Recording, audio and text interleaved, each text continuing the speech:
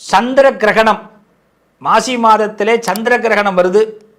ரொம்ப முக்கியமான ஒரு நாள். அதாவது மார்ச் 3ஆம் தேதி மாசி மாதம் 19ஆம் தேதி செவ்வாய்க்கிழமை. அன்னைக்கு சாயரட்ச 6 மணி வரைக்கும் பௌர்ணமி இருக்குது. அதனால் அது சந்திர கிரகணமாக அன்றைய நாள் மாற்றப்படுகிறது. அதனால் மாலை 3:30 மணிக்கு சந்திர கிரகணம் ஆரம்பமாகி சாயரட்ச 6:47க்கு கிரகணம் விடுது. ஸோ அன்றைய தினத்தில் பௌர்ணமி விரதம்லாம் இருக்க வேண்டாம். செவ்வாய்க்கிழமை அன்னைக்கு 19ஆம் தேதி மாசி 19ஆம் தேதி மதியானம் 12 மணிக்கெல்லாம் போஜனத்தெல்லாம் முடிச்சிடணும், சாப்பிட்றதெல்லாம் முடிச்சிடணும். அதுக்கு பிறகு சாப்பிடக்கூடாது. எல்லாத்துலேயும் தர்ப்பை போட்டு வச்சுருங்க. அன்றைய தினத்தில் கோவில்களுக்கெல்லாம் சாயரட்ச முடித்த பிறகு 7 மணிக்கு பிறகு கோவிலுக்கு போகலாம். அதுக்கு இடையில போக வேணாம். கர்ப்பிணி பெண்கள் ரொம்ப கவனமாக இருங்க. முக்கியமாக மகம், பூரம், பூராடம், பரணி, உத்திரம் ஆகிய நட்சத்திரக்காரர்கள் கண்டிப்பாக கிரகணம் முடிஞ்ச பிறகு ஒரு ஸ்நானம் பண்ணிக்கங்க, குளிச்சிருங்க.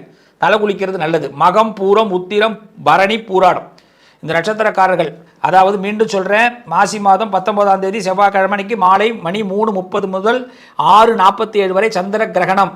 கர்ப்பிணி பெண்கள்லாம் ரொம்ப கவனமாக இருக்கணும். யாரும் அந்த நாளில் வீட்டை விட்டு வெளியில் போக வேண்டாம். அந்த நேரத்தை பார்த்துக்குங்க. இந்த நட்சத்திரக்காரர்கள் ஸ்நானம் பண்ணுறது நல்லது. எல்லாருமே சந்திர கிரகணம் முடிஞ்சு குளிக்கிறது ரொம்ப விசேஷம். சந்திர கிரகணத்தில் கவனமாக இருங்க. தபஸ் பண்ணுங்கள், நல்லது நடக்கும்.